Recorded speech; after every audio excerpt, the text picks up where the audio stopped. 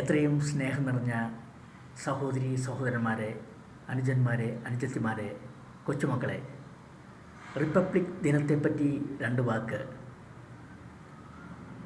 നമ്മൾ 77ാമത് റിപ്പബ്ലിക് ദിനം സന്തോഷപൂർവ്വം ആഘോഷിച്ചു. നമുക്ക് ഇന്ത്യക്ക് 1947 സ്വാതന്ത്ര്യം ലഭിച്ചുവെങ്കിലും 1950 ജാനുവരി 26 വരെ ബ്രിട്ടീഷ് നിയമത്തിലൂടെയാണ് കാര്യങ്ങൾ പോയിക്കൊണ്ടിരുന്നത്. ഡോക്ടർ BR അംബേദ്കറിൻ്റെ അധ്യക്ഷതയിലെ കമ്മിറ്റി തയ്യാറാക്കിയ ഭരണഘടന 1949 ജാനുവരി 26 അസംബ്ലി അംഗീകരിക്കുകയും അത് 1950 ജാനുവരി 26 അസംബ്ലി പ്രാബല്യത്തിൽ വരുത്തുകയും ചെയ്തു. അതോടുകൂടി രാജ്യം പരമാധികാര ജനാധിപത്യ റിപ്പബ്ലിക്കായി മാറുകയും അതൊരു ആക്കുകയും ചെയ്തു ഇന്ത്യൻസ് എല്ലാവരും.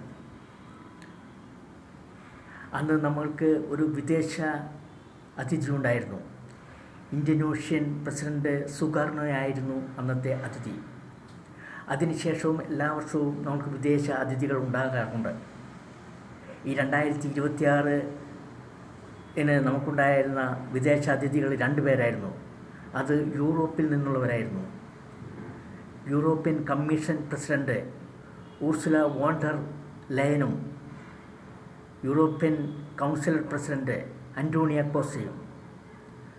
അത് യൂറോപ്പും ഇന്ത്യയും തമ്മിലുള്ള നയതന്ത്രപരമായ പങ്കാളിത്തത്തിൻ്റെ ഒരു സൂചനയായിരുന്നു. നമ്മുടെ പ്രധാനമന്ത്രി നരേന്ദ്രമോദിയും പ്രതിരോധ മന്ത്രി രാജ്നാഥ് സിംഗും നാവികസേനാ മേധാവികളും ചേർന്ന് നമുക്ക് വേണ്ടി, നമ്മുടെ നാടിനു വേണ്ടി രക്തസാക്ഷിത്വം വരിച്ച ധീര ജവാന്മാർക്ക്, ജീവൻ ബലിയർപ്പിച്ച ധീര ജവാന്മാർക്ക് ദേശീയ യുദ്ധസ്മാരകത്തിലെത്തി പുഷ്പചക്രമണിയിക്കുകയും പ്രാർത്ഥിക്കുകയും അതിനുശേഷം കർത്തവ്യപഥത്തിലേക്ക് തിരിച്ചു. പ്രധാന വേദി അവിടെയായിരുന്നു. പ്രധാനമന്ത്രിയും പ്രതിരോധ മന്ത്രിയും നാവികസേന മേധാവികളും ചേർന്ന് രാഷ്ട്രപതി ദ്രൗപദി മുർമുനെ സ്വീകരിച്ചാനയിക്കുകയും രാഷ്ട്രപതി റിപ്പബ്ലിക് ദിനത്തിൻ്റെ പതാക ഉയർത്തുകയും നല്ല വാക്കുകൾ, സന്തോഷകരമായ വാക്കുകൾ എല്ലാവരോടും പറയുകയും ചെയ്തു. അതിനുശേഷം നാവികസേനയുടെ പരേഡ് വർണ്ണാഭമായ പരേഡുകളായിരുന്നു. എന്നതുപോലെ തന്നെ ഓരോ സംസ്ഥാനത്തിൻ്റെയും ടാബ്ലോസുകൾ, നമ്മുടെ നാടിൻ്റെ വികസനത്തിൻ്റെയും വൈവിധ്യത്തിൻ്റെയും വിളിച്ചോതുന്ന ടാബ്ലോസുകൾ ഗംഭീരമായിരുന്നു, പകിട്ടേറിയതായിരുന്നു, എല്ലാം കൊണ്ടും ഭംഗിയായിരുന്നു. കൂടാതെ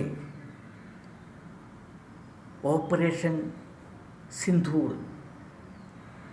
പാകിസ്ഥാൻ തീവ്രവാദികളെ ചുരത്തിയ ഓപ്പറേഷൻ സിന്ധൂർ, അതിൻ്റെ ഓർമ്മയും, കൂടാതെ 150ാം വന്ദേമാതരത്തിൻ്റെ 150ാം വാർഷികാഘോഷവും കൂടിയായിരുന്നു. അതിൻ്റെ പകിട്ടും കൂടി ഉണ്ടായിരുന്നു.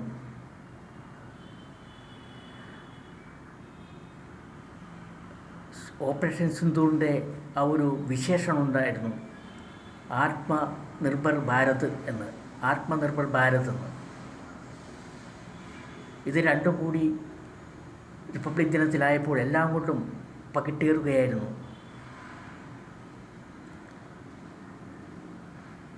നീതി, സമത്വം, സ്വാതന്ത്ര്യം, സാഹോദര്യം എന്നിവ റിപ്പബ്ലിക് ദിനത്തെ ഉയർത്തിപ്പിടിക്കുന്നു. എന്നും സന്തോഷത്തിലും സമാധാനത്തിലുമായിരിക്കുവാനായിട്ട് ഇന്ത്യ ആഗ്രഹിക്കുന്നു. നമ്മളുടെ പ്രധാനമന്ത്രി നരേന്ദ്രമോദിയെ നമുക്ക് കിട്ടിയതിൽ ഞാൻ വളരെയധികം സന്തോഷിക്കുന്നു. അദ്ദേഹത്തിന് പകരം വെക്കാൻ ഇനി ആര് ഒരിക്കലും നമുക്കത് ചിന്തിക്കാൻ പോലും പറ്റുന്നില്ല.